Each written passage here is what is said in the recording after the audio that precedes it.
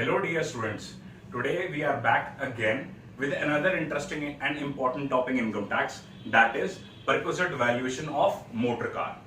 So perquisite valuation of motor car is a very important topic within the chapter income under the head salary. Usually you will find question pertaining to this topic in your question paper. So let's start with our discussion and try to understand the valuation of this important perquisite, that is motor car. So I've tried to categorize this valuation of motor car perquisite into 7 headings. So let's discuss it one by one.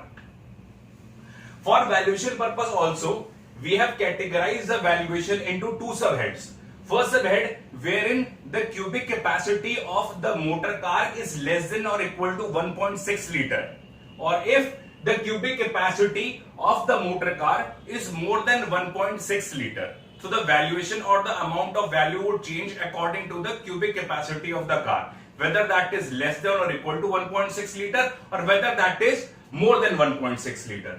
So let's start. Car owned by employer. So the first category would be wherein the car is owned by employer. All the running and maintenance expenses are being borne by the employer, but the car is used wholly for official purpose. Now the car is being used wholly for official purpose and the entire expenses on such car is being borne by the employer.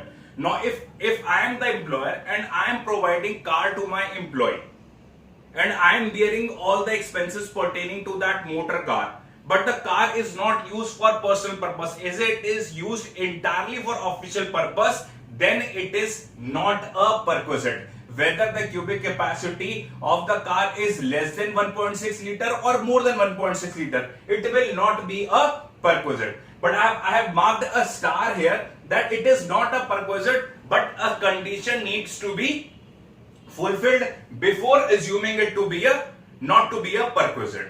We will discuss that condition later on at the end of our discussion. So second case, where the car is owned by employer. Now the car is again owned by employer. The expenses are being borne by the employer and the car is used wholly for personal purposes. It is not at all used for official purpose. It is entirely used for your personal purpose. In such a case, the entire running and maintenance expenses borne by the employer, plus if the driver is also provided, then driver salary plus normal wear and tear of the car will be added as a perquisite in the hands of employees. Okay, so now here entire thing, car is also owned by employer, the running and maintenance expenses also being borne by the employer, plus the driver salary is also being borne by the employer. So the entire expense, running and maintenance, driver and salary plus normal wear and tear of car will also be added as a taxable value of perquisite in the hands of employee.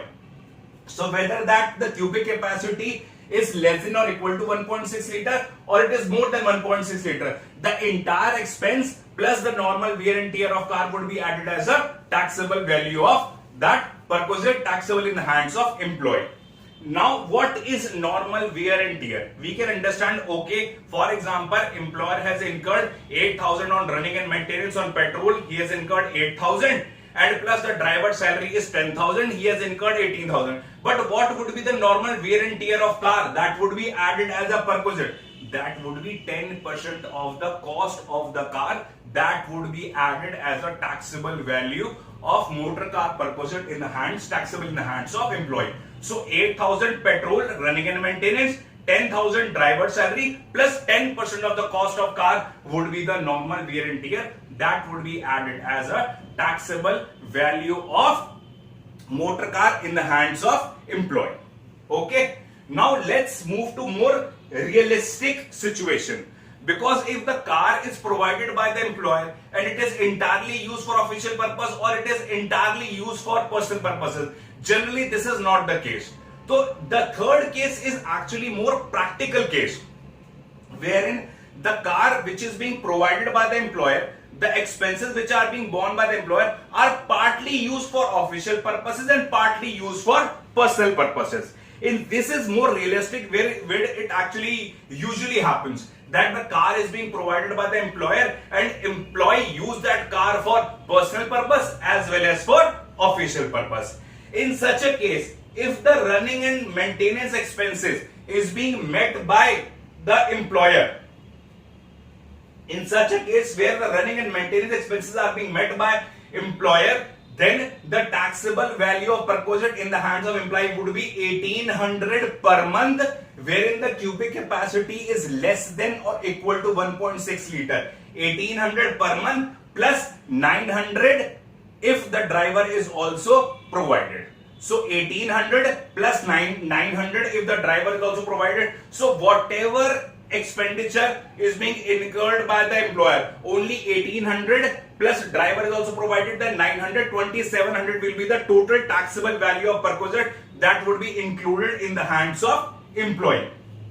If the cubic capacity of car is more than 1.6 liter, then the taxable value of perquisite would be 2400 per month plus 900 per month if the driver is also provided. So if the cubic capacity of car is less than equal to 1.6 liter, then the taxable value of perquisite would be 1800 plus 900. If it is more than 1.6 liter, then it would be 2400 plus 900. That is 3300 per month taxable in the hands of employee. In this, where the car is owned by the employer and car is used partly for personal and partly for official purpose, but the running and maintenance expenses, the petrol expenditure, the running and maintenance expenditure is being incurred by employee, not by employer, but by employee. In such a case, the taxable value in the hands of employee would be 600 plus 900 if the driver is provided, in case the cubic capacity of car is less than 1.6 liter. If it is more than 1.6 liter, then it would be 900 per month plus 900 per month on account of driver. I hope it is clear. Now, car is owned by employer, wholly official use, not a perquisite. If it is for wholly for personal use, then entire expenditure incurred is a perquisite. If it is used partly for official and partly for personal, if running and maintenance expenses borne by employer, 1800 plus 900 or 2400 plus 900. If it is met, running and maintenance expenses is being met by employee, then 600 plus 900 or 900 plus 900. Let's move to the second category. Now, first category where the car is owned by the employer. Now we move to the second category where the car is actually owned by employee. Another thing, it could be the case where car is, I am an employee, the car is being owned by myself, it is my car, but the running and maintenance expenses are being borne by employer. In such a case where my car where the entire use is for official purpose, it is unlikeliest of the case where it is my car and I am using that car only for official purposes. If that is the case, then it is not a perquisite. But again, I have marked a star. Then there is a condition that needs to be fulfilled, that would be discussed later on. Okay, so whether my car is for less than or equal to 1.6 liter cubic capacity or it is more than 1.6 liter cubic capacity. So if my car is being used entirely for official purpose, then it will not be a perquisite, but a condition, a specified document needs to be maintained. That I will tell you later on what are those documents that needs to be maintained. Okay, now within that, wherein the car is owned by employee, the running and maintenance expenses are being borne by the employer and the car is used partly for personal and partly for official purposes. This is basically usually the case where I am the owner of the car and my employer is bearing the running and maintenance expenses and I am using my car for official as well as for personal purposes. So whatever amount that is being incurred by my employer, I will reduce the amount mentioned above, that is 1800 plus 900 if the driver is provided. Now we need to understand it carefully. It is my car, I am the owner of that car. For example, employer bears an expenditure of 20,000 per month on account of running and maintenance expenses. So 20,000 is being incurred by employer. Now what I say that when employer is bearing the 20,000 expenses, I will assume 1800 plus 900 per month. 2700 as my official use, and the remaining 17,300 would be my personal use, and that would be included as a taxable perquisite in the hands of employee. So clear? So my total expenditure borne by employer 20,000, official use 1800 plus 900 if the driver is being provided as well. So 20,000 minus 2,700, 17,300 would be treated as a perquisite for my personal use, and that would be included as a taxable perquisite in my salary income. I hope that is clear. Now if that 1800 plus 900, if the cubic capacity is less than or equal to 1.6 liter, if the cubic capacity of the car is actually more than 1.6 liter, then same as in above, we will deduct the amount pertaining to official users 2400 plus 900 if the driver is also provided. I hope I am making sense. Now let's move to, now we have covered two categories. First, where the car is owned by the employer. Second category, where the car is owned by the employee. Now we move to the third category, wherein instead of motor car, any other automotive conveyance is being provided by the and that actually is car is owned by employee. Any other automotive conveyance that is being owned by employee, and the running and maintenance expenses are being borne by the employer. If such conveyance, the entire use is for official purpose, then it is not a perquisite, and we have to maintain certain specified documents. And if it is for partly official and partly personal, then the amount of expenditure borne by the employer minus 900 pertaining to official use will be deducted, and the remaining would be personal use, and that would be included as a taxable perquisite in the hands of employee. So we have covered all the three categories, where the motor car is owned by employer, where the motor car is owned by the employee, and where any other automotive conveyance is owned by the employee.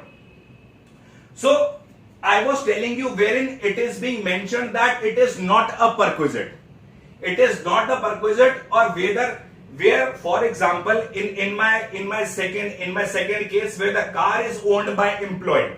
Car is owned by employee, and it is used for partly for official and partly for personal purposes, and the running and maintenance expenses is being borne by the employer. So we deduct 1800 plus 900 for official use, and the entire remaining expenses is for my personal use. Now there comes a case.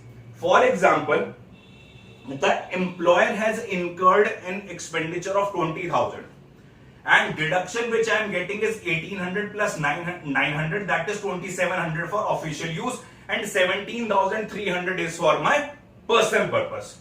Okay, now I want to claim that no, you have deducted an incorrect amount.